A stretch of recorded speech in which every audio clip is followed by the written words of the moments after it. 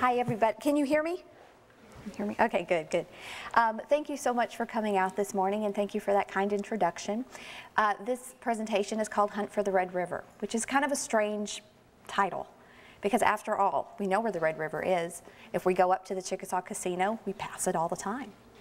But the thing about the Red River was that it took quite a while for everyone to know exactly where it originated and why it was so important. And for a very long time, it was considered one of the major rivers in the Western America.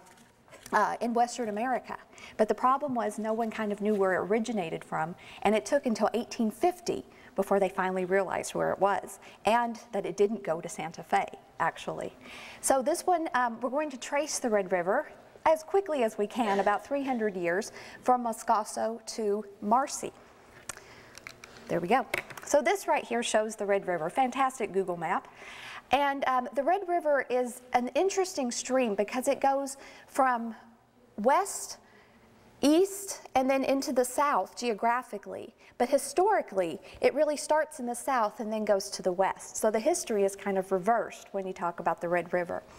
It enters, it's a major stream about 1,300 miles long that enters the Mississippi River just east of Alexandria. It mingles with the Atchafalaya River before it goes into the Mississippi. And because of a series of locks and dams in order to keep the river navigable, it is not as major of a stream down there.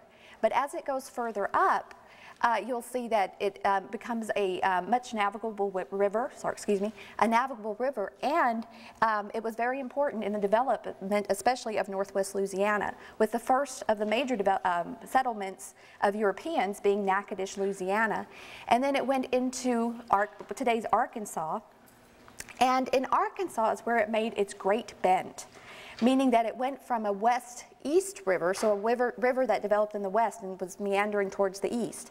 And then suddenly it goes into a north-south river. And it was over here that really developed the history of the river, where people were living around the river and utilizing it very well. But as it went further west, it suddenly becomes a stream that is much less rainfall develops, so you don't have a whole lot of water that goes through it, and therefore the settlement patterns change. The Native Americans who live there, they change their way of life from sedentary more to a hunting-gathering societies, and it's all because of how they interacted with the river. But let's look and see how the Europeans worked with the river first. And the first Europeans to see the river were the Spanish. And it was actually a man, Luis de Moscoso Alvarado, in the 1540s.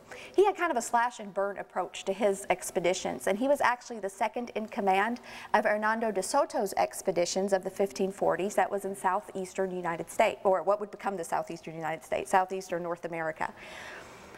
As he went through and he passed the Mississippi River, he died, and they kind of threw his body in the river, weighted down, threw his body in the river so that he wasn't considered to be a mortal person. He was rather immortal, and because they were telling the Indians that he was an immortal person. So then the second in command, Moscoso, starts going down into what was, into Mexico in order to find a way out of that North American area. And Moscoso comes over to the Red River, so he has the first contact with inhabitants along the Red River, and those were the Caddo-Hadachos. And he meets a number of what we call Caddos now, part of the Caddo Confederacy. But like I said, he had a slash and burn approach. He goes to a town called Naguatex. Now, I pronounce it Naguatex. It might be pronounced differently, but I don't think we all know the exact pronunciation of it. He gets to Naguatex, and because they don't give him any corn, he burns the town down. He's such a lovely man. And then he goes into what is today's Texas, and then goes back through that area. So he kind of lays claim to it, but De Soto's expedition was not necessarily laying claim to everything. It was more looking for gold, as usual. That's exactly what the Spanish were looking for at first. It was only later on that the Spanish would build their missions. And they do that around 1690s in that area, around the Red River. And it was the Tarrant expedition. His name was Domingo Tarrant de los Rios, and he was the first Spanish governor of the new province of Texas. And he makes an expedition to find the different areas where he could put missions in and his government down. And one of the things that he does in his expedition is create these wonderful maps. So they were the first maps of the Red River and of the people who lived along the Red River. And this was a Caddo map. However, this was 1690s when the Spanish actually started to claim the Red River. But by the 1680s, the French had already come towards the Red River. And they were claiming it for themselves. And they were claiming it through trade, not necessarily through conquering and slashing and burning like the Spanish did, but mainly through trade.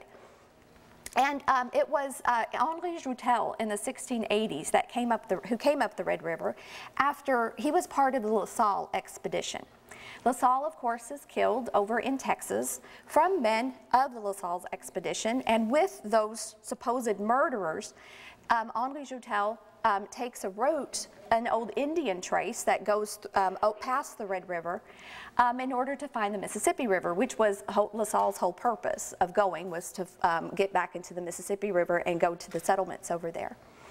As Joutel goes through, he encounters many Caddoan Indians, and he actually, in his journals, he is very descriptive of the Caddoans that he meets, and he's very descriptive of the river that he sees, which he calls as wide as the Rouen, which is where he originated from, or the Seine, along in Rouen, which is where he originated from. And one thing that I thought was funny when I read his journal was that the Caddoans were very excited for the French to come. They knew the Spanish and what the Spanish wanted, which was pretty much give us corn or death. Later on, you have to convert. Caddoans weren't interested in converting, but the Caddoans did want guns. The Spanish would not give that to them. The Spanish had a policy of not trading guns with the natives. The French didn't have any compunction against that, so they were okay with trading guns. So the Caddoans, as they realized this was a French expedition, were very excited that Joutel came.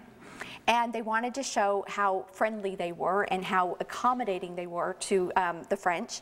So when Joutel and his party, and it's about 30 men, they come into the Caddoan village, they actually, and this is around the Great Bend of the Red River, in that area around there, they actually carry every single Frenchman of the expedition on their backs into the village, with the idea being that these esteemed guests should not have to walk into the village themselves, they should be carried. Well, Joutel, you can't really tell from this picture, but he claimed that he was quite a heavy man, and he was carrying a number of muskets in his, under his coat. And so it took 3 men to carry him, and he was quite embarrassed by that. So I found that a very interesting description. But he also described a Caddoan life, and this was very important to understand how the Caddoan Confederacy worked. And he claimed the Red River and its waters, the whole Red River watershed, for France. And this is where the question comes in very early. Did the French have the first claim to it, or did the Spanish have the first claim to it? And those questions were not resolved. Even after the United States takes over in the Louisiana Purchase, those questions are not resolved until an 1819 treaty, the Adams-Onís Treaty, and even after that, they're not really that well resolved until much later. So the French and the Spanish and the Americans along the Red River kind of have, they have the trouble of finding or discovering who the Red River belongs to. So there's an uneasy peace, I guess you could say, around there. 1763, of course, the Spanish take over French areas. Of course, that would come back later on to the French afterwards. But in this time period, there's lots of trade, there's a lot of missions established and all that, but Americans begin coming in to try to gauge where exactly the Red River was going to and how to trade with the Indians around there. And one of those was Philip Nolan. He would go into Spanish Texas in order to find ponies so that he could trade them. So he traded with the Wichitas and the Comanches and so forth in order to find wild horses that he could trade with. What's interesting about Philip Nolan is the descriptions that he brought back helped to form an idea of what the Red River looked like west of pretty much the Great Bend of the Red River that was in today's Arkansas. And those helped Thomas Jefferson kind of give an idea too of the wild wilderness of it and so forth. And many maps were developed from Philip Nolan's excursions. He himself didn't make any maps, but he was able to influence some map makers. Another person that was able to give more knowledge of what happened west of in the Red River past the area around Fulton, Arkansas, what is Fulton, Arkansas today, is Henry Glass. He was also an American trader. He was a Scottish man. And he went into North Texas, what is today's North Texas, and started trading with Indians there as well. So he brought back a lot of information about the Western Red River. But once again, not a lot of people went there because it was an Indian domain. It was where the Comanches were, the Wichitas were. The Caddoans were, had created a Creole culture, if you will, with the French, but the Spanish didn't like settling up there because the Comanches and the Wichitas were considered just a little bit on the hostile side to them, and they weren't, and the Spanish weren't willing to go up further that way. So it was all kind of a mess, but people were still living together. When, again, you know, the boundaries were not all that well defined. This map right here shows the area around Natchitoches, Louisiana, in the French time period, so before 1763.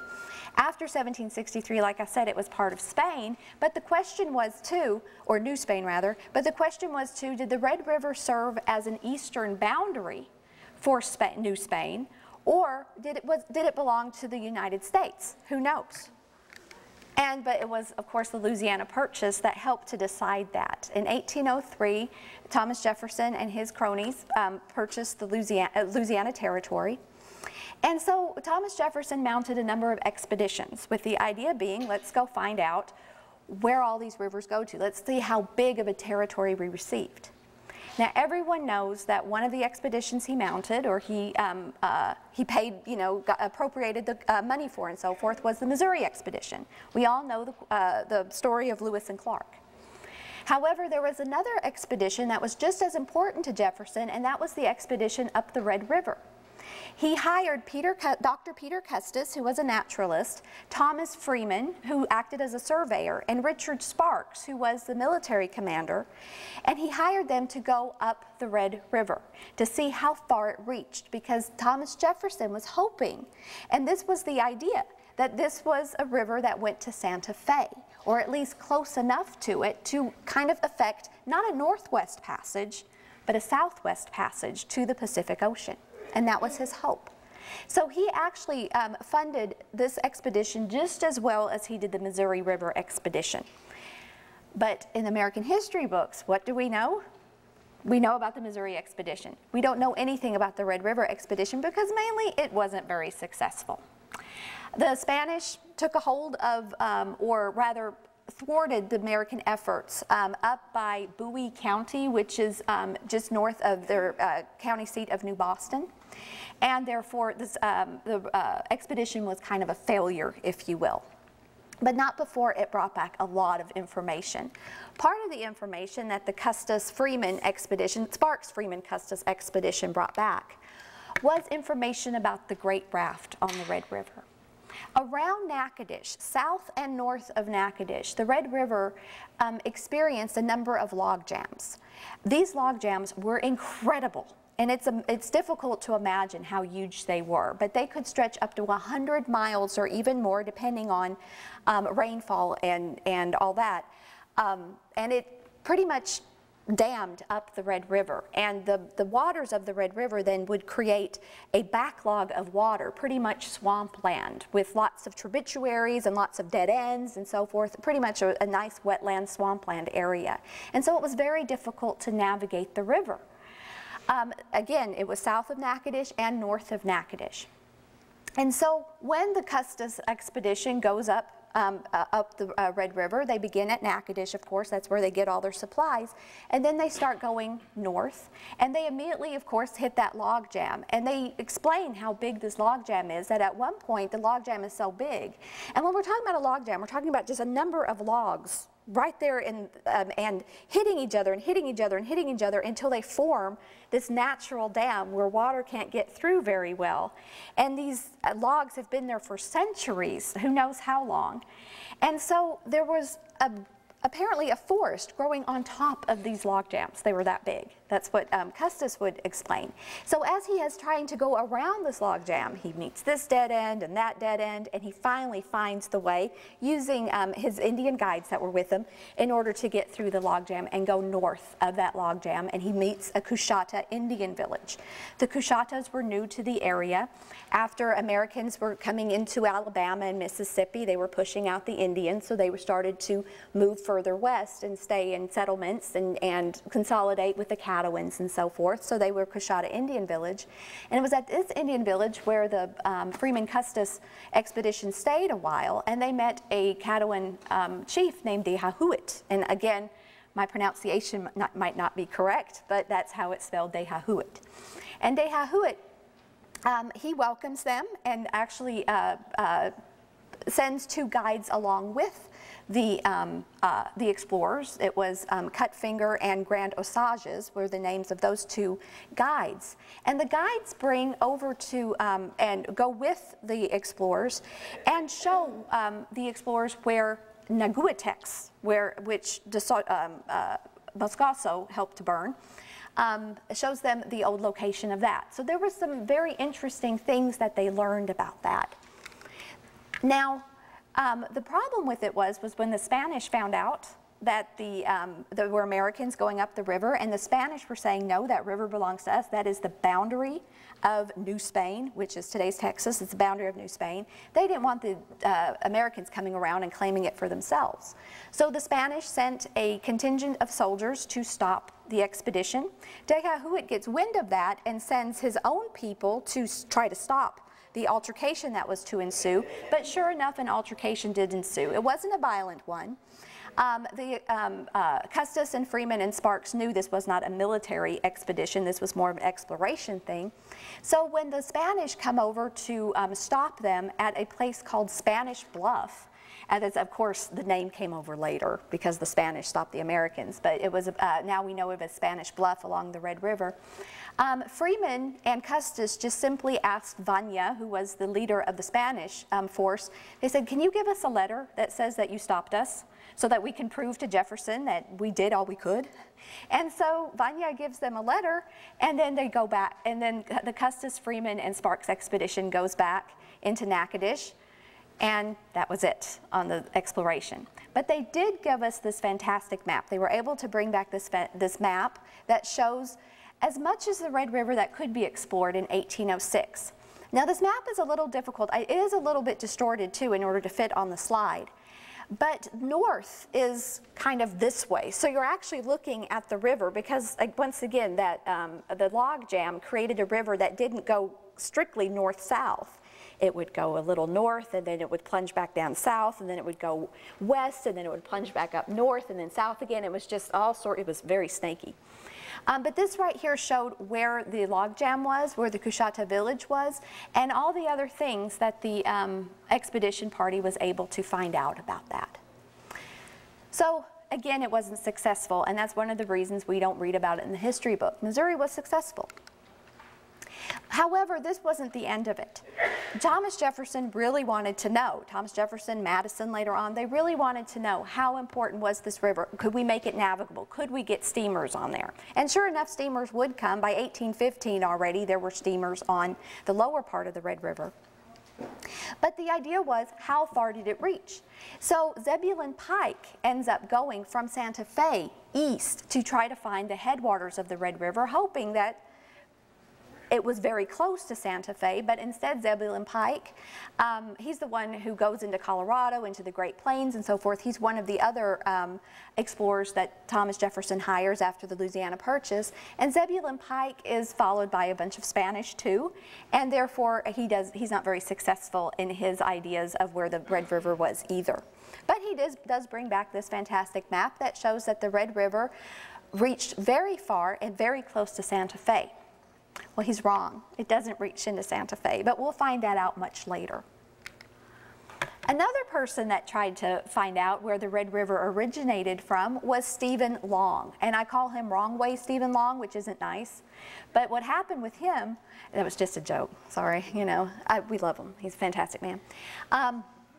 But as he decides to go down this river that he thinks is the Red, and as he keeps going, and he again starts from the west to go east. So he doesn't start from the east to go up the river, he starts from the Santa Fe area to go down the river and see what he could find there. What he did was, though, instead of choosing the Red River, he ends up on the Canadian River, which he doesn't realize that until he's down the Canadian River and said, I've seen this before. And so he didn't he didn't do much of anything. Sorry, Stephen Long. At this time, too, around when Stephen Long came around, and once again, another failure to find the source of the Red River to see how far it reached. And at this time period, too, was the famous Adams-Onis Treaty. Now, if you're a student of history, you know what the Adams-Onis Treaty did, which was it gave Florida to the United States, and then the United States promised Spain that it would give up all claims to Texas. The treaty may have been there, but that didn't mean that people were actually going to listen to that. Because the Adams-Onis Treaty, once again, had trouble with boundaries. The Americans that were already going into Louisiana and into Arkansas Territory were saying, hello, this Red River belongs to the United States, because after all, the French had, and it was part of France before it became the United States, and the French had their settlements west of the Red River in northwestern Louisiana and in southwestern Arkansas. So the Red River belonged to the United States.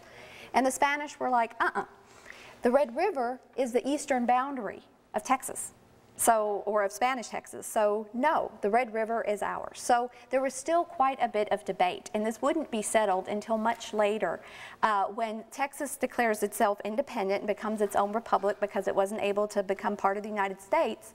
And then once it does become part of the United States, Arkansas cedes the territory, much of the territory, to Texas, but then is able to keep the Red River within its boundaries itself. So that was kind of a mess there. But like I said, by 1815, there was already navigation on the Red River, and by the 1830s, navigation on the Red River stretched all the way to what is today, what used to be called Preston, and that is just north of Denison, Texas now. So you had steamships going all the way that far west by the 1830s and 1840s. So it was navigable. It was a great way. It was the westernmost navigable stream in the United States. And the idea was, could we go even further? What could we find if we went a little further? But again, expeditions were not easy to come by. And that was just to let you know too, that in the interim, after the Adams-Onis Treaty, many other map makers were wanting to find out about the Red River as well. This John Mellish map. John Mellish was a Scottish merchant and map maker, and he created an atlas at the turn of the 1800s, and one of the things he did was map out the Adams-Onis Treaty after 1819, and he established the 100th meridian, or rather he didn't establish, but he showed where the 100th meridian was on these maps. And he also showed, it's very hard to see, this is a very dark map, I got it from the Library of Congress, but he shows that the Red River reaches all the way to Santa Fe, because he's still wanting. It's kind of wishful thinking, but they put it on a map and pretend it's true. So a lot of these maps are suppositions. They're not real, they're just hoping it's real. So he puts the Red River going into Santa Fe already too. But the question was, why weren't people going further west? Why didn't the Spanish go further west? Why didn't the French go further west? The French went as far west as today's Montague County, over by There's a little town called Spanish Fort. Most of you may have not heard of it. It's a little ghost town now. But there apparently was a trading village that Bernard de la Harpe set up along with the Fort St. Louis down over by Fulton, Arkansas. He set up a couple of trading posts. But that was pretty much as far west as the French went. The Spanish didn't like going north at all because of the Comancheria, and they were very reluctant to settle there. And this time period too, so we're talking about the time period between 1820 and into 1850, was also the period when the Choctaw Indians were removed from their original lands into what would become Oklahoma, Indian Territory. And so they were in the middle of all this mess too. How far west could they settle? What with the Comanches there, the Wichitas and Kiowas? There was just a reluctance to settle because no one knew exactly what it looked like. They could look at the imaginary maps, but that didn't tell them much. So finally, the U.S. decided we need to find this out. We're just done. We need to go and map this river finally. So in the 1850s, several men, but these two men in particular, Randolph B. Marcy and George B. McClellan, were tasked with finding the source of the Red River. This was, again, I can't reiterate this enough, that this was the last of the streams of the contiguous 48 states, what would become the 48 states by then. At that point, it wasn't 48 states, of course, to be mapped. It was terra incognito. They did not know what was going on and what they would encounter. But the idea was to mount a military expedition, but an exploration party, to find the source of the Red River. And Randolph B. Marcy was the perfect candidate for that because Marcy had already blazed several trails throughout the Southwest in order to help people settle there. The American military, for a long time, because they didn't have any foreign wars to fight or whatever, and they were supposed to protect border settlements from Indian raids, the Indians, such as the Comanches and Wichitas, Kiowas and all that, they wouldn't go against a fort. They went against settlements. So when the soldiers were inside the forts, they didn't see any, action. So, but they had to be occupied with something. So one of the things they did was make roads, and that's exactly what Marcy did. He blazed several trails, and he helped to bring immigrants into Texas. One of the, this map right here is actually a German map that shows Marcy's his wanderings and what he had found and where settlements could occur. And I don't know if, let's see, does this work?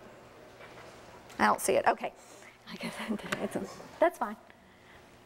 Oh, you guys. Thank you, very good. There you go. Over here, and it's a little hard to see because of the lighting and so forth, but he would show where all of these different rivers originated, all the springs, or in German Quellen, where they originated from, so that, and this map was then sold or shown in Germany in order to entice German immigrants to come in. And he would do that all along Indian Territory and into North Texas and into Central Texas.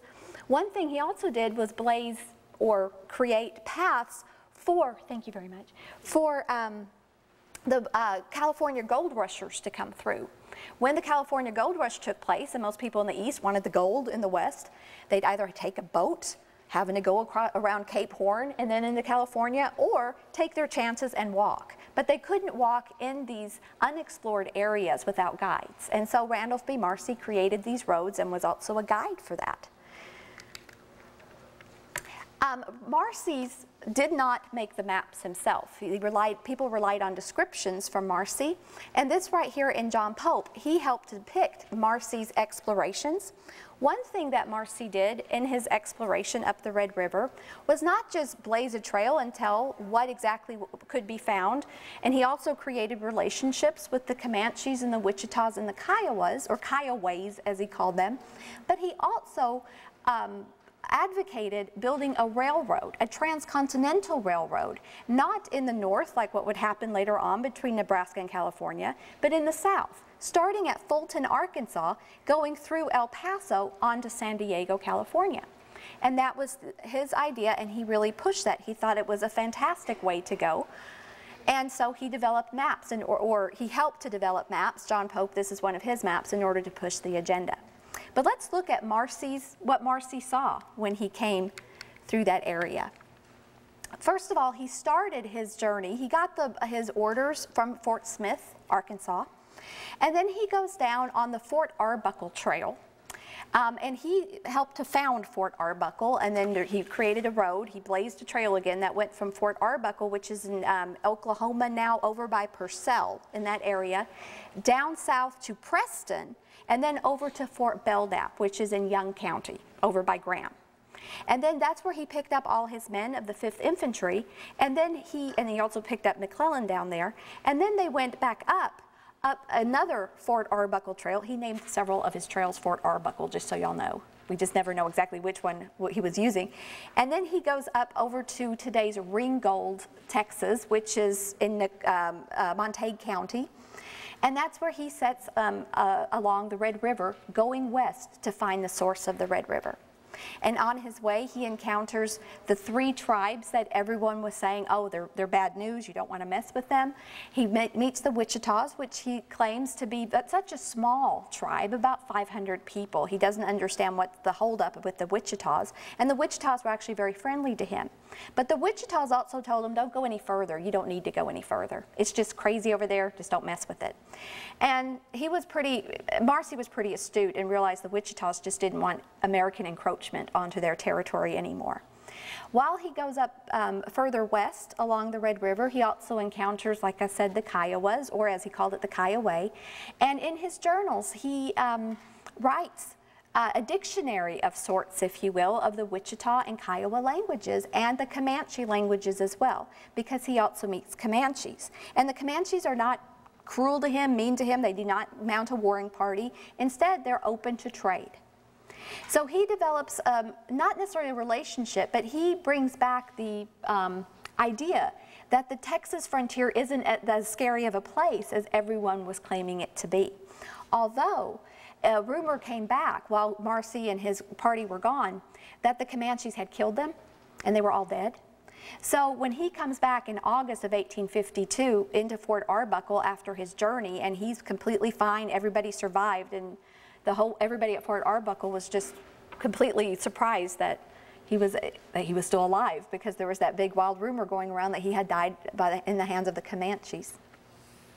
So he is, so on his journeys, he is so excited. He wants to kill a buffalo. He finally does. He kills a buffalo.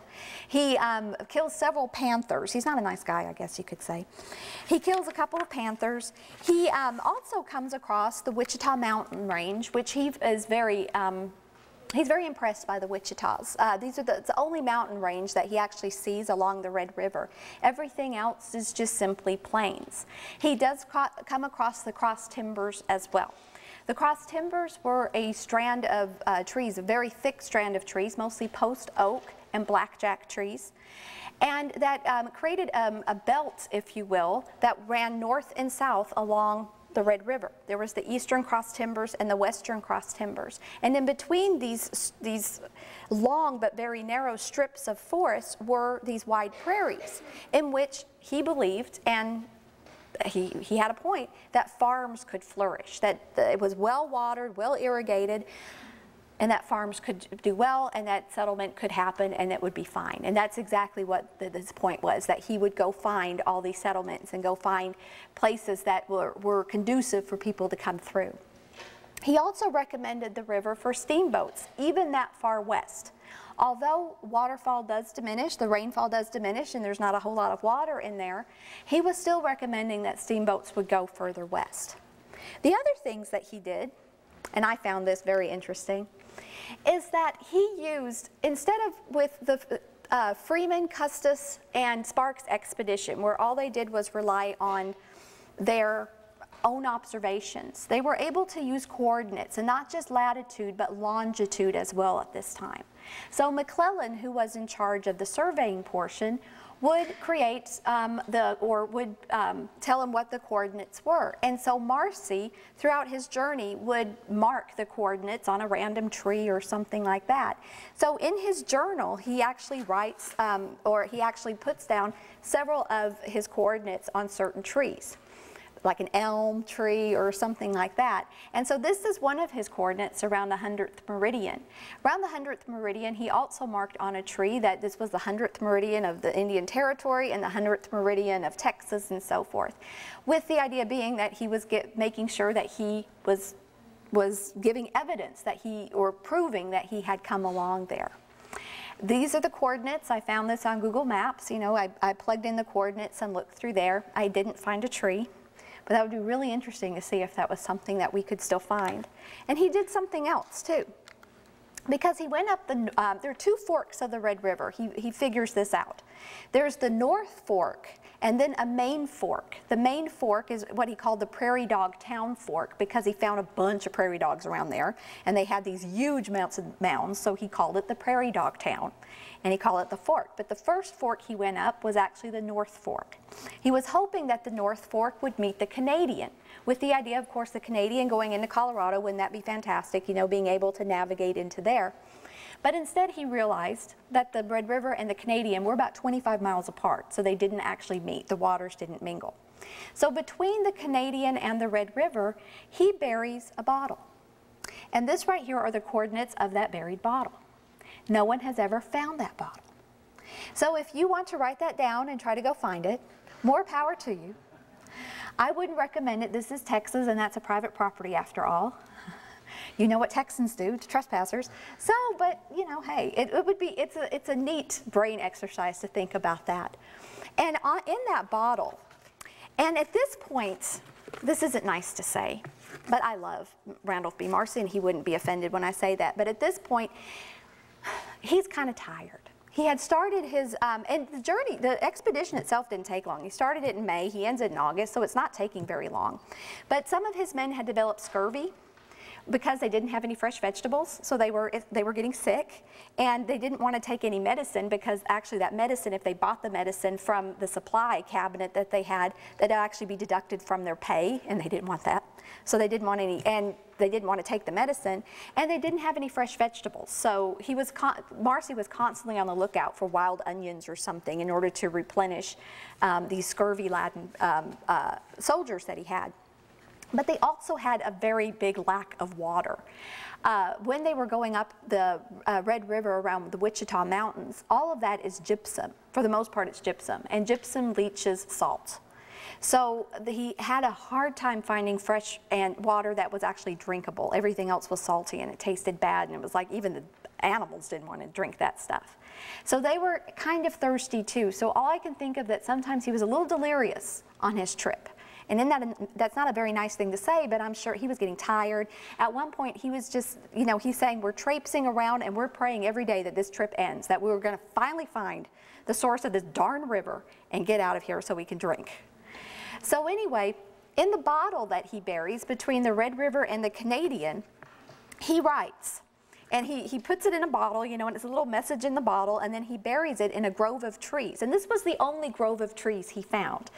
If you know where I'm talking about, Red River and between the Red River and the Canadian River, this is the Staked Plains. This is over by Amarillo. We're talking about moonscape here. So he's so excited he finds a grove of trees. So he takes himself that bottle and puts his message in there, and the message reads, on the 16th day of June, 1852, an exploring expedition composed of Captain R.B. Marcy, Captain G.B. McClellan, Lieutenant J. Updegraff, and Dr. G.C. Schumard, with 55 men of Company D, 5th Infantry, encamped here, having this day traced the north branch of Red River to its sources. Accompanying the expedition were Captain J.H. Strain of Port Washita and Mr. J.R. Sidham of New York City. Then he blazes the tree on the north and east sides, and he marks it Exploring Expedition June 16, 1852. So he's very happy to have found the headwaters of the North Fork, but now he has to find the headwaters of the Prairie Dog Town Fork. So he has to keep going to find those two branches of the Red River. And he does. He finally finds it, but again, he's having trouble with, you know, lack of potable water and all these things. But when he does finally find it, he finds it among prairie dog towns, but he also finds it in Palo Duro Canyon. Has anybody ever been to Palo Duro Canyon State Park?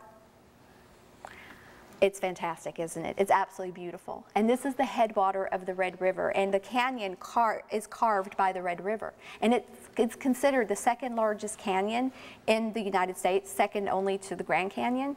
Sometimes I think Texas just likes to brag a little bit and kind of make it up a little bit. But there you go. And I think what it more is likely, maybe the lower 48 states. But anyway, it's a very impressive canyon, and it's carved by the Red River. And when he finally gets to that, when he finally gets to the source of the Red River, like I said, he's tired. He's a little overly dramatic, but he writes in his journal, "On beholding this minute rivulet as it wends its tortuous course down the steep descent of the canyon, it is difficult to realize that it forms the germ of one of the largest and most important rivers in America, floating steamers upon its bosom for nearly 2,000 miles and depositing an alluvion along its borders, which renders its valley unsurpassed for fertility. The magnificence of the views that presented themselves to our eyes as we approached the head of the river exceeded anything I had ever beheld. It is impossible for me to describe the sensations that came over me and the exquisite pleasure I experienced as I gazed upon these grand and novel pictures." He waxes very poetic. He's just happy to be done. He really is. And like I said, the expedition didn't take that long. Lewis and Clark, a year. It took them a year, and they had to cross the Rocky Mountains. He had bad tasting water, but he was ready to go home. And he does. He goes back over to Fort Arbuckle, and like I said, when he arrives in Fort Arbuckle with everybody intact, no one gets hurt, he doesn't lose anything. One of his hunting dogs dies. That's sad. But that's about it. I mean, he doesn't have any real problems, and he comes back into Fort Arbuckle, and everybody's just surprised that the Comanches hadn't killed him, because that was the rumor, that he had been killed by Comanches. And then he creates this, he writes the journal. Of course, he had already documented so much, and he brought back with him all sorts of different things so that professors and researchers could look and see, what is it that was out there in the western part of the Red River? Was it full of gold? Was it silver? Was it anything? It was gypsum, a lot of gypsum, some mica, a little bit of copper. And one of the things that Randolph B. Marcy didn't really care much about, but I find fascinating, and so did the professors who looked at his samples, was the amount of crystallized cottonwood, as Randolph B. Marcy described it, or silicified wood, as the researchers or the scientists described it.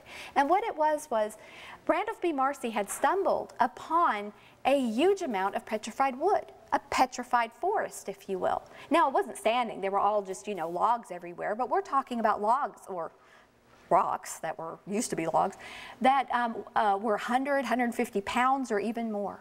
And he brought back those samples, and he didn't really care. He was much more impressed by the prairie dog town. But he brought back these logs, and they were fantastic, and the researchers really enjoyed them. And so did the settlers, because as Randolph B. Marcy published this and people started to come out west, they began using these fantastic logs or these fantastic stones as petrified wood in their buildings. And that's what so fascinates me about Randolph B. Marcy, is that you can still see these logs all over the area. If you've ever been to Handley out in off of old US 80 in Fort Worth, there is a petrified wood building faced with petrified wood. If you go into Denton, there's a place called Zum Zum. It's a smoke shop, and it's faced with petrified wood. And all over in Jacksboro, for example, in Ardmore, Oklahoma, you will find tourist courts, old tourist courts faced with petrified wood. Because what they did was they picked up the wood that they could find all over the place and used it as decoration, but also used it as building material, with the way to advertise it as stay in the oldest house in Oklahoma. Stay in the oldest house in North Texas. Because after all, it was built with things that were over 100 million years old. So there you go. It was a good advertising ploy. But as you drive around, you can actually see them, like this one here on the left. This is a humongous stump that I found in Jacksboro, Texas, at an old tourist court that's now abandoned. And then on the right-hand side is another tourist court in Ardmore, Oklahoma, along US 77. And then when I came into this library, sure enough, there's petrified wood right here. Now this one over here is apparently from a different county, so not from a Red River area. But petrified wood was all over here, and it's a really good way of seeing indigenous architecture, so vernacular architecture still all over the place. Now most of the places that I've uncovered tend to be ruins. But that is one way to see Randolph B. Marcy. Still, his explorations are still around, if you will. Anyway, once the Red River was finally mapped, everybody knew where it went. It didn't go anywhere. Palador Canyon, that was it. It stayed navigable for a while, up until the 1890s actually, until the railroads kind of surpassed it. The railroads already came after the Civil War, 1870s and so forth, but then the railroads finally surpassed it. And so there are no more steamers, no more navigation north of Natchitoches pretty much. South of Natchitoches you can still find some barges and all that. But for the most part the Red River has been relegated to a secondary river, even though for a very long time in American history it was considered a very important source. So thank you for your time, and there you go. Thank you. Thank you. While we're getting the presentation set up and getting the volume set, I'll just go ahead and address this right up front. The cat is named Eleanor Roosevelt because that's what she answers to. The day we got her, we tossed out all sorts of names left of famous women figures, my wife and I, and the moment we said the name Eleanor, it was meow, meow. So we tried it again, meow, meow.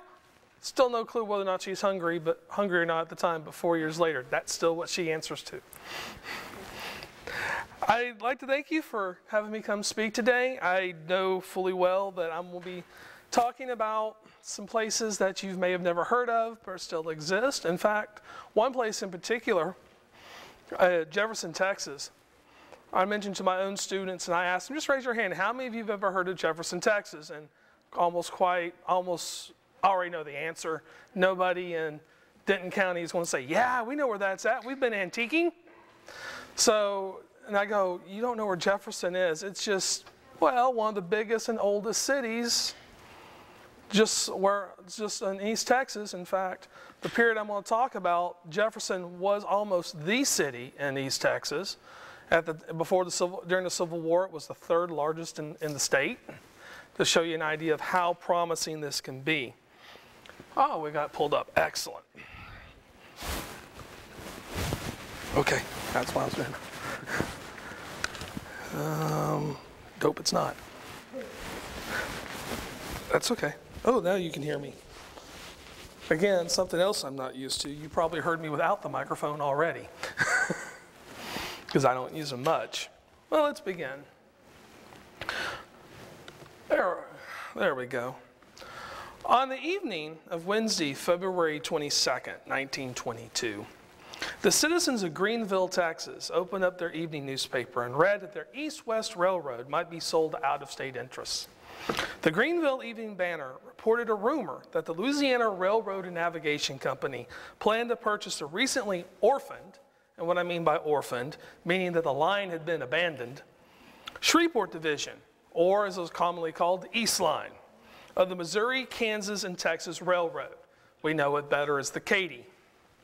The Shreveport Division controlled a 180-mile short line of the Katy that connected North Texas with East Texas at terminal points of McKinney and Jefferson, Texas. For North Texas farmers and East Texas oilmen, the paper promised that the proposed merger between the two railroads would make this city, meaning Greenville, the gate terminus for shipping even greater than the South Texas cities, which are closer to New Orleans. Take that, Houston. Setting the paper's noble prediction aside for a moment, one must ask the question, was the LR&N, their decision to acquire the Katy Shreveport Division, motivated by the transportation of oil and cotton? The LR&N was already very familiar with the East Line, as the two railroads had collaborated in shipping freight back and forth from Dallas to New Orleans. Also, the LR&N's primary stockholder and company president, this gentleman, William Edenborn, had been slowly purchasing loans incurred by the Shreveport Division.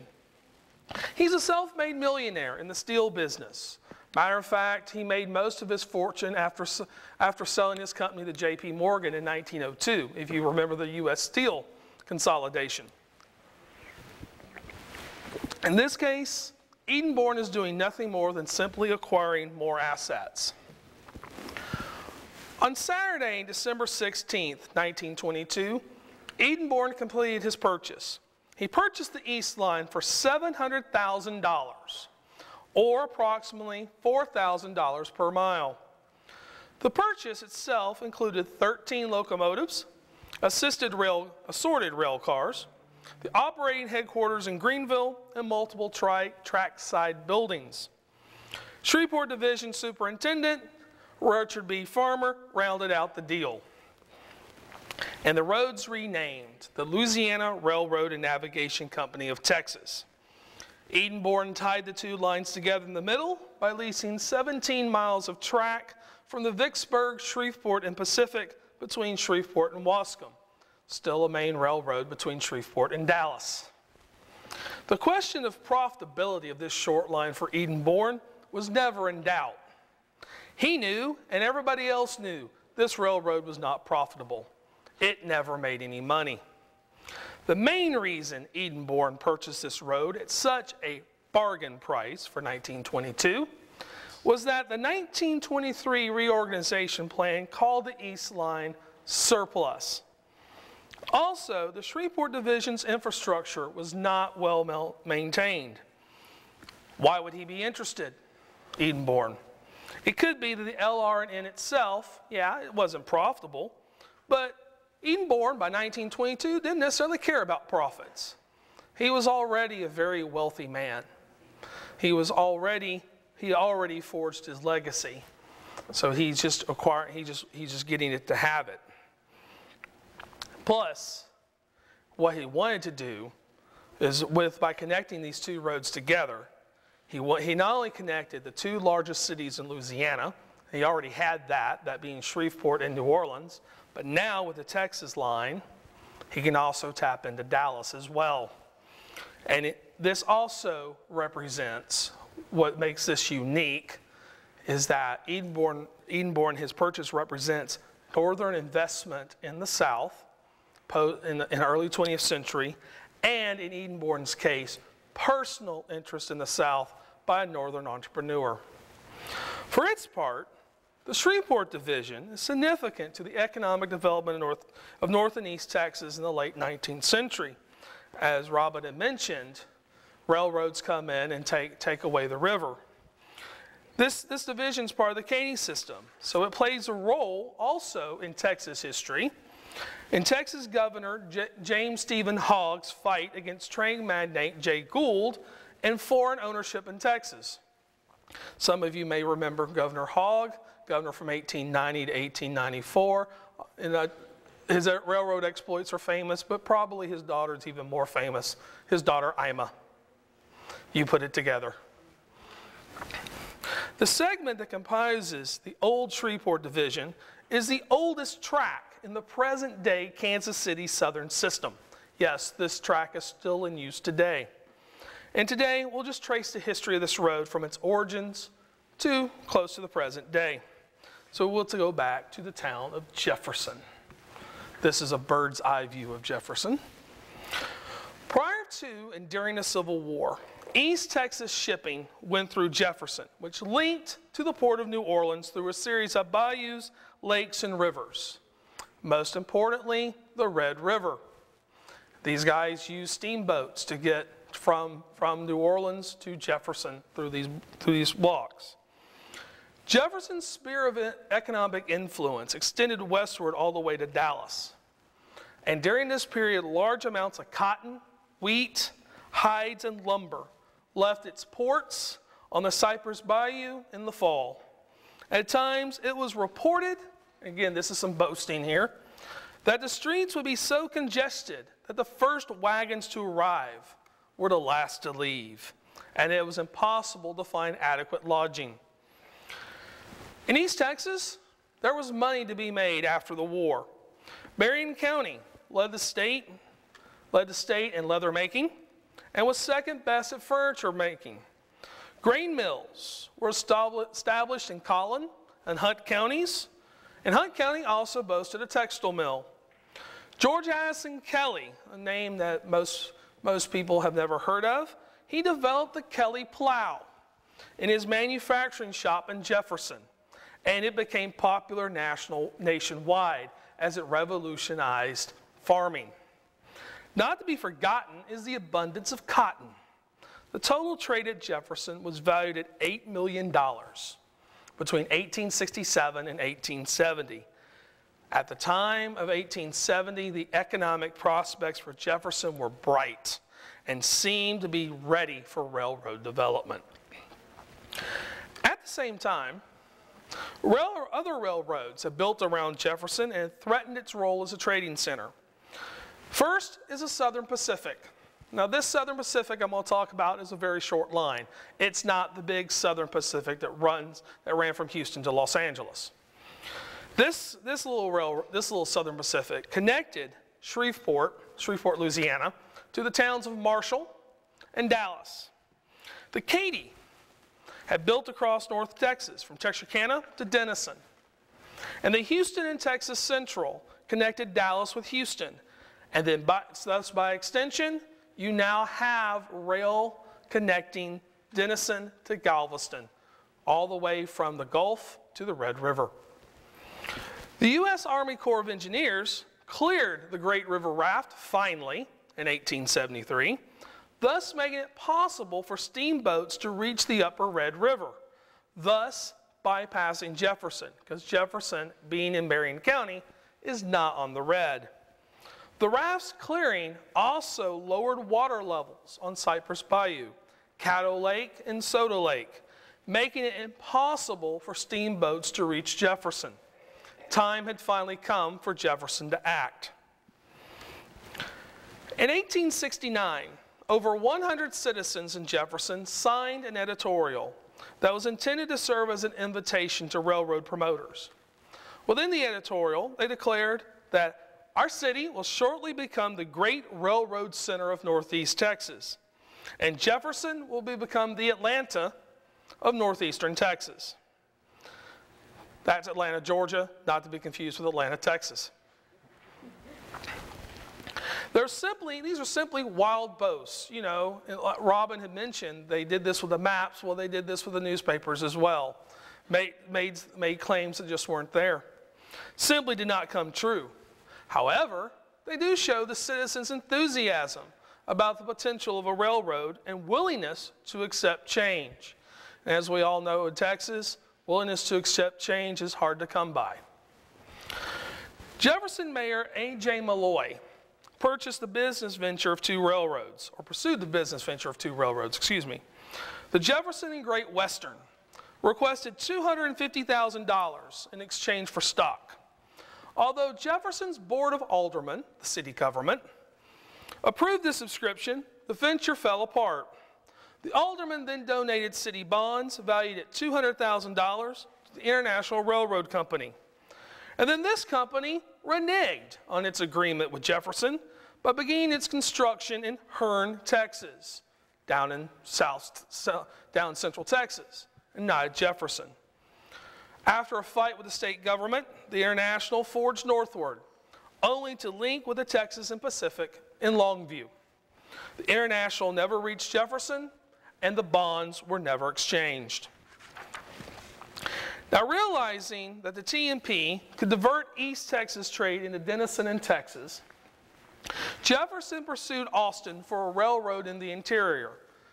We need a railroad. The Texas legislature approved the forming of the East Line and Red River Railroad Company on Friday, March 24, 1871. In its original charter, the new company declared that the road would begin in Jefferson and build westward towards Sherman, where it would meet the Katy. Sherman not being right there. The East Line would connect the towns of Mount Pleasant and Sulphur Springs. The charter also stipulated that the company had to begin construction in Jefferson and complete 20 miles within 18 months. The entire project, charter said, had to be done in 5 years. The company was given the right to accept donations or sell stock in order to fund the road. Hint, hint, legislature's not going to pay out. In fact, efforts to raise money became a struggle right from the very beginning. The road asked for $250,000 from both the city and county governments in 1871, but to no avail. In 1872, Marion County donated $300,000 to the East Line, and Jefferson approved $200,000. Mayor L.T. Gray then vetoed Jefferson's pledge because he believed that the East Line was financially unstable, and it couldn't even build its first 10 miles of track, even with the city's help. Gray had other reasons as well. First, he believed that Jefferson could only offer $100,000. They didn't have $200,000 to give. Second, he considered the appropriation to be nothing more than a subscription to buy stock. And finally, the proposed contract did nothing to protect the city's obligation if the road could not be built. Thus, by 1873, construction had not started. The legislature took the opportunity to change the charter. Instead of building in the direction of Sherman, the East Line now would build toward Greenville. The amended charter provided a state grant that would grant the road 16 sections of land for every mile of the road built.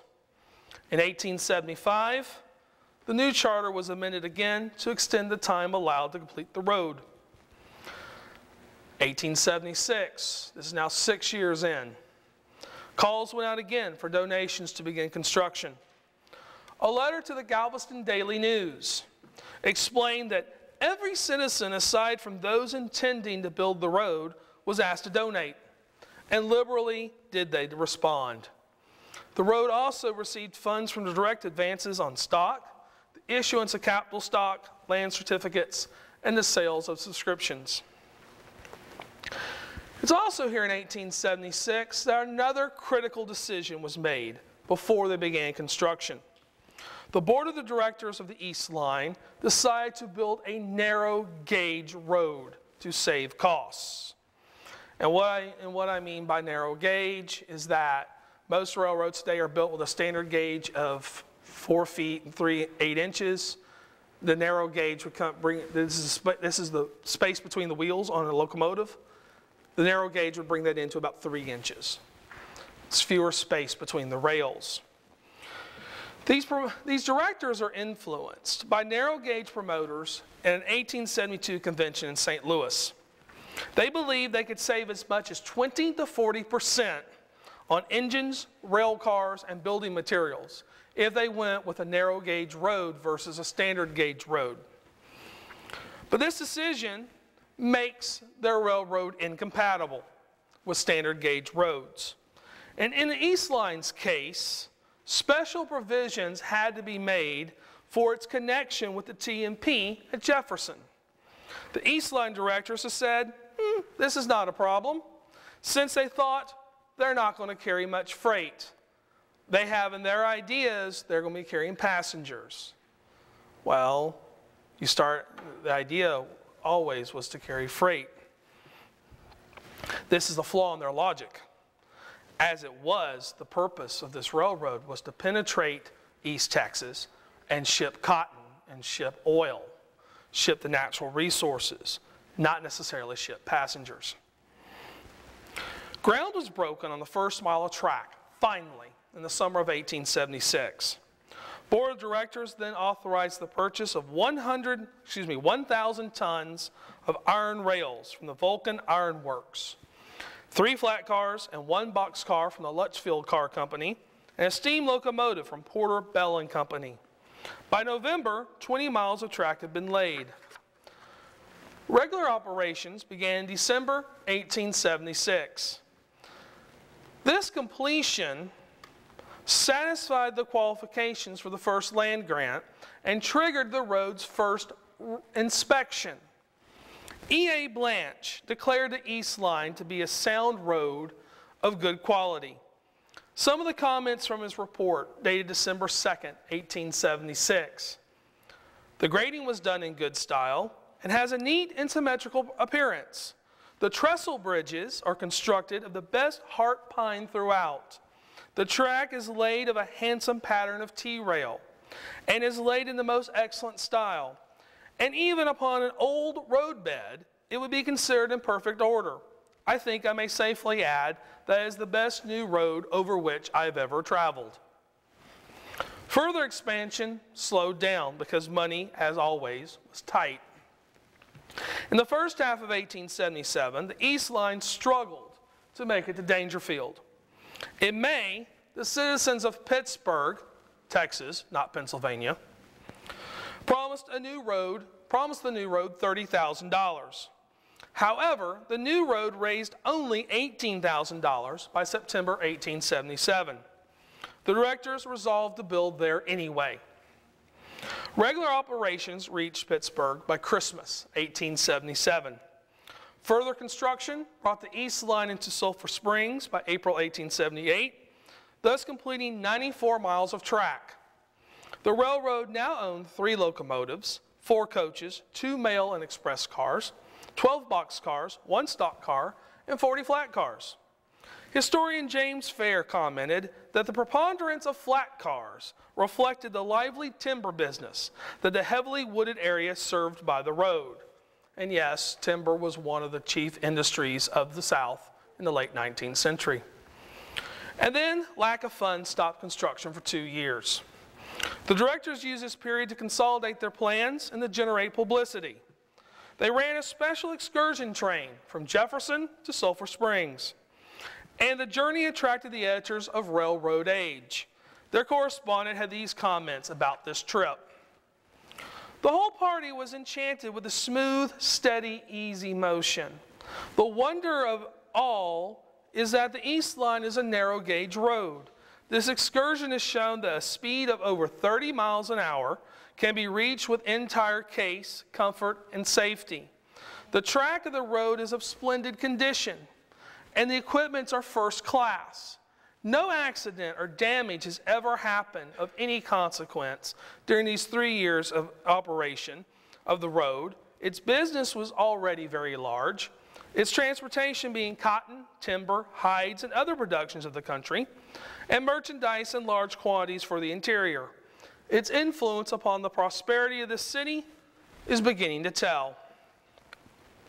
The East Line established regular service in Greenville on Saturday, October 1st, 1881, covering a distance of 124 miles. But it is not the first railroad to reach Greenville. The Katy had entered the town in 1880. Since the East Line finished behind schedule, this railroad that never had any money had to forfeit $5,000 back to the city of Greenville. The completion of the road proved to be a boon for Greenville, as it was reported that cotton production quintupled overnight from 75,000 to 500,000. By the end of 1881, the East Line operated 6 locomotives and then approximately 90 rail cars. Yet, the board of directors gave up on the East Line before it could turn a profit. Because competition had reached Greenville before the East Line, the railroad itself had become ancillary and now was a prime aspect for a hostile takeover. And the one who wants this railroad is Jay Gould. Jay Gould, the famous Jay Gould of the robber barons, was operating the Katy at the time, and he purchased the East Line for $1.2 million. By 1882, he had shoved the directors out by naming his own men to the board of directors. The East Line is now a part of the Katy system. In 1882, Gould extended the East Line 32 miles west from Greenville to the town of McKinney in Collin County, which brought the total mileage of the road to 154 miles.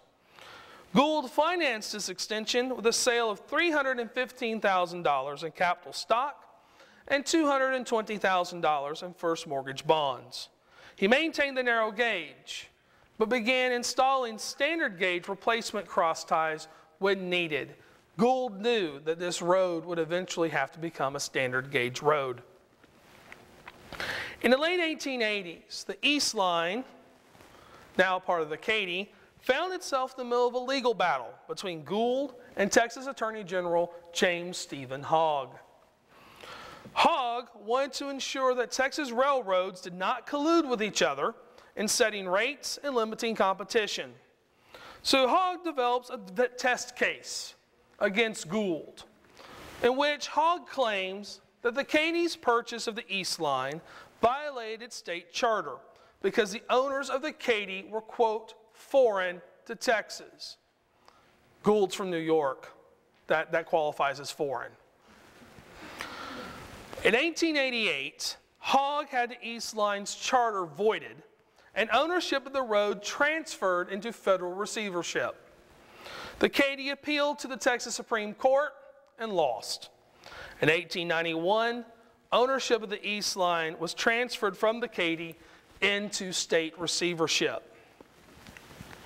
In 1892, Hogg, now Governor Hogg, talked about this test case, claiming that after operating the line for several years successfully and profitably, its owners sold it to Jay Gould for $905,000 per mile, who then immediately mortgaged it to pay bonds to the amount of $35,000 per mile.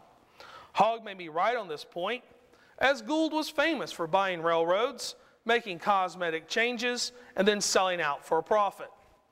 But on the other hand, Hogg bent the truth a bit in his favor when he mentioned that the original directors operated this railroad successfully and profitably. First, it took the original group 10 years to finance and construct the road, at least 5 years post their first charter.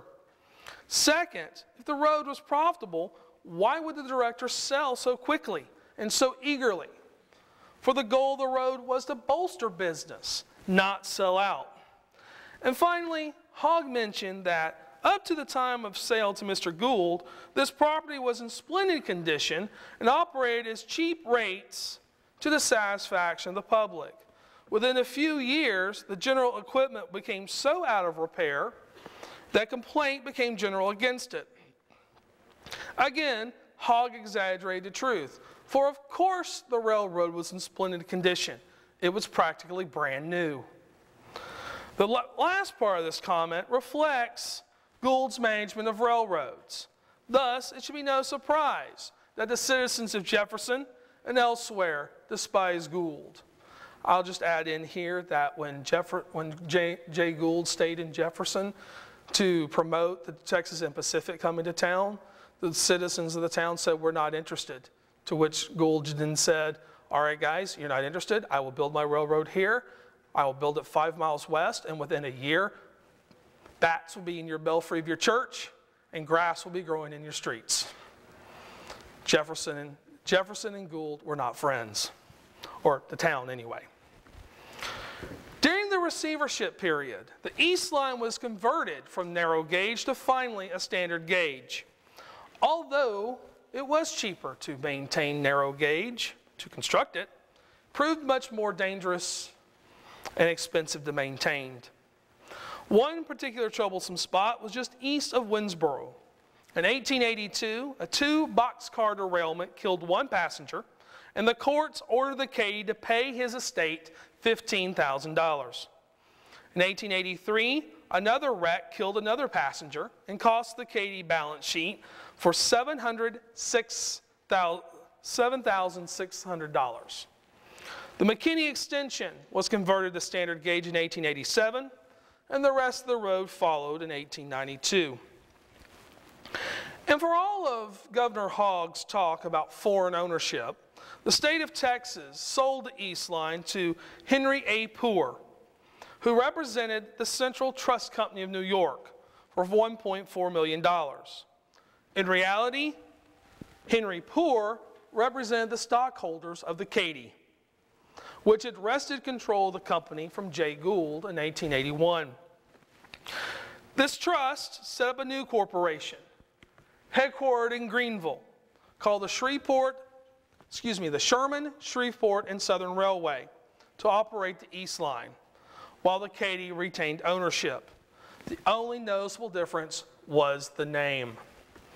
In 1894, the Sherman, Shreveport, and Southern Railway reduced 2 miles off of the line by straightening some curves. In 1900, it added 30 miles to the eastern end by connecting Jefferson to Wascom. This extension allowed the Katy to offer service from Dallas to Shreveport via Greenville and Jefferson. It also gave the East Line / SS&S its longest length of track, totaling 181 miles. Other extensions were planned. Rumors swirled of extending the line northward from Greenville to the town of Whitesboro and westward from McKinney to Decatur. This map reflects those ambitions. And a lot like the explorers that Robin mentioned, railroad promoters did the same thing. Made a lot of maps, said the trains went places they didn't go. None of these extensions were ever built. The SS&S never went to Whitesboro, it never went to Denton. Finally, one S&S rumor seems out of place, and yet progressive for the period. The Greenville Messenger reported that there was a movement within the SS&S to secure a hospital for rail employees and to place it in Greenville. Although the SS&S operated as a separate company than the Katy, its fortunes were still tied to it. At Greenville, both companies moved into a new depot in 1896. This depot cost $30,000 to construct. It included electric lights, a lunch counter, and separate waiting areas for whites and blacks. Timetables of the Katy and the SS&S shared space in the local newspapers. An 1896 advertisement claimed that the SS&S offered through service between McKinney and Jefferson. Tickets sold via any route to points north, south, east, or west. This picture here includes a second floor, which is no longer present, but the building still is. In 1901, the Katy finally absorbed the SS&S, which it then became the Shreveport division of the Katy. A timetable advertisement in the Greenville Morning Herald on Tuesday, June 12, 1906, reported that the Katy operated 4 trains on the line per day. There were 2 eastbound trains, which then turned around and became westbound trains. Most notable was the departure time for the evening train bound for Shreveport, 11:25 p.m. Railroading is a dangerous and costly business, and the Shreveport division was no exception. Local newspapers were littered with reports of deaths of railroad employees and passengers. The court dockets were inundated with lawsuits for damages. In 1906, a minister was bruised from being knocked off the track. He was near the switch and was looking for another train when the first one hit him. In 1919, a brakeman lost his life in the yard after he was caught between the rail and the engine wheel. In 1920, an engineer and a fireman died in a wreck near Winnsboro. 4 cases were brought against the Katy and Hunt County District Court in the summer of 1906 alone. The Katy lost each case, and plaintiff payments ranged anywhere from $20,000 to $30,000 each. By 1915, the Katy system itself was headed into receivership. The locals in Greenville blamed flooding. The Greenville Messenger reported in 1914 that floods had pulled 13 trains off schedule in Texas. Among the baker's dozen were 2 scheduled trains in the Shreveport division. Representing the Katy, W.G. Crutch explained that the trains were being discontinued were not paying expenses, and that these savings were necessary in view of the heavy losses sustained. Perhaps Mr. Crutch spoke too soon, as increased transportation demands during World War I gave railroads another great hurrah. The Katy remained in receivership until 1923. Only once did the Katy attempt to address the Shreveport division. In 1920, the Katy named Richard R. Farmer superintendent of the Shreveport Division to improve services. In Greenville, he opened up streets by rerouting various divisions onto a central track. He eliminated the multiple grade crossings scattered throughout downtown. And William Edenborn considered Farmer's commitment to efficiency to be an asset when he purchased the division in 1923. And under Farmer's leadership, the Shreveport Division reported earnings of $1.1 million in 1926 off the operation of one train, round trip, from Greenville to Shreveport each day. Edenborn was not the only rumored buyer in the Katy fire sale. The Greenville Evening Banner reported that a Houston man planned to buy the orphaned parts of the Katy, including the track from Greenville to McKinney. The paper also speculated that any buyer of the McKinney branch would extend it to Denton or Gainesville. Again, nothing came out of this rumor, as Edenborn purchased the McKinney branch as well. And he named his new acquisition, the Shreveport Division, the Texas Line. Then on May 7th, 1926, Edenborn suffered a stroke on his farm in Emden, Louisiana, which is the absolute middle of nowhere now. It's barely a spot in the road in Red River Parish, which also itself is pretty much in the middle of nowhere. Stroke on his farm and died a week later. Following the funeral, the local papers reported, and these are Shreveport papers, reported that Edenborn died intestate. He died without a will. Efforts to find a will failed, as the papers reported that Edenborn planned to prepare a will, but failed to complete it. Maybe he thought himself immortal. When his wife, Sarah Edenborn, filed the petition of succession, she requested that the state of Louisiana declare her the sole owner of her husband's estate. And she could do this because they had no children. It was estimated that the Edenborn estate was valued between $50 million and $100 million at the time of the petition. To keep the company operating during the probation period, the stockholders of the LR&N elected Sarah president, thus making her one of the very few CEOs, female CEOs, of the Roaring Twenties. Under Louisiana property laws, the courts awarded full ownership of the Louisiana line to Sarah and the Texas line to the Edenborn estate. Thus, Sarah Edenborn, in 1926, becomes the first woman in the United States to have complete and total ownership of a railroad. In 1929, Harvey Couch, who is president of America Power and Light, had taken control of the Louisiana and Arkansas Railroad and was interested in the Edenborn line because of its connection to New Orleans. Couch thought he could connect central Arkansas to New Orleans, combining the roads. Sarah offered the LR&N to Couch for $16 million, and he talked her down to $15 million. In 1934, the Louisiana and Arkansas Railway officially absorbed the Edenborn line. Now, the one portion of the road that Couch purchased that he was not interested in was the Texas line, the former Shreveport Division. By 1930, the road had little traffic. James Fair called the rails light and line bent. The Greenville Depot was the only depot on the line made out of brick, and the L&A shared that depot with the Katy. The shops at Hughes Springs and Greenville were considered inadequate. In fact, the only reason Couch bought the Texas line was because Sarah had insisted that it be part of the deal. Little did Couch know at the time that this unwanted portion of the line would become one of the most vital and profitable portions of the railroad. On April 14, 1930,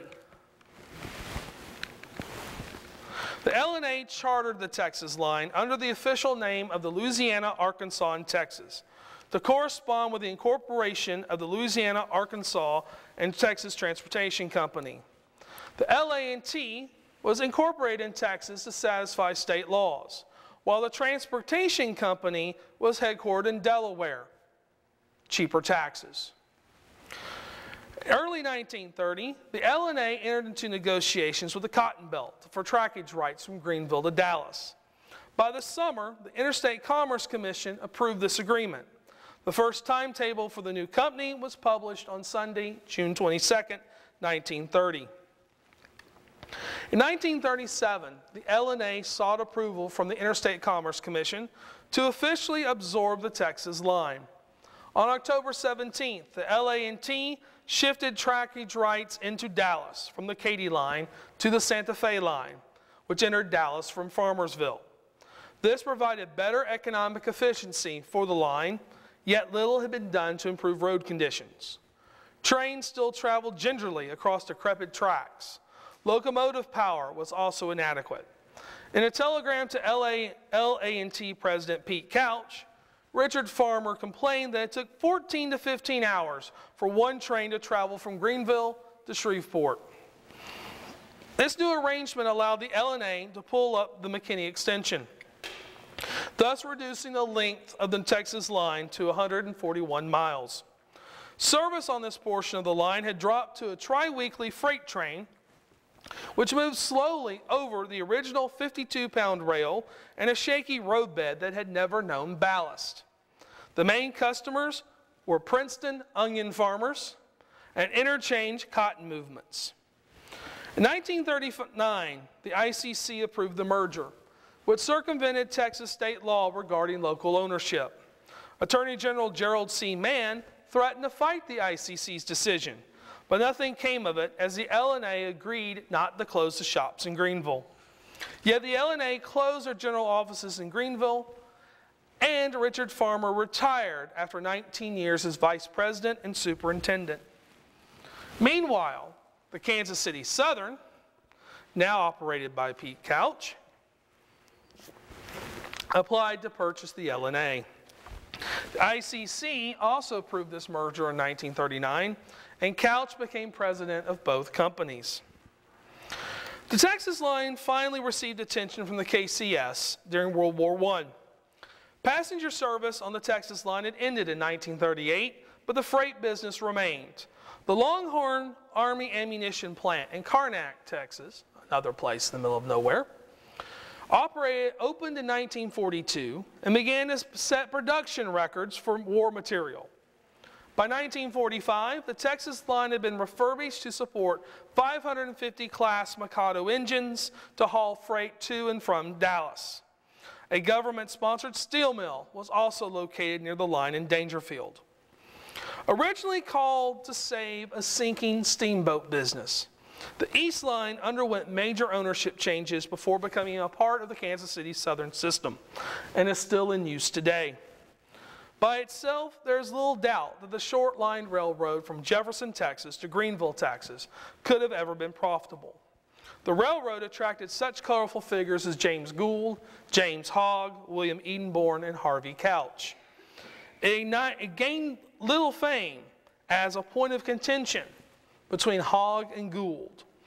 Over time, the short line road proved to be dangerous and expensive to maintain. But that fault lies with its owners, not the road itself. At the same time, that location of the road and its corresponding connectors showed the importance of the road. Once it was part of a major network, such as the Kansas City Southern, the road became profitable. Overall, the LA&T's connection to the southwest to the southeast proved to be more significant than just dollars and cents. Thank you. Thank you, Kevin.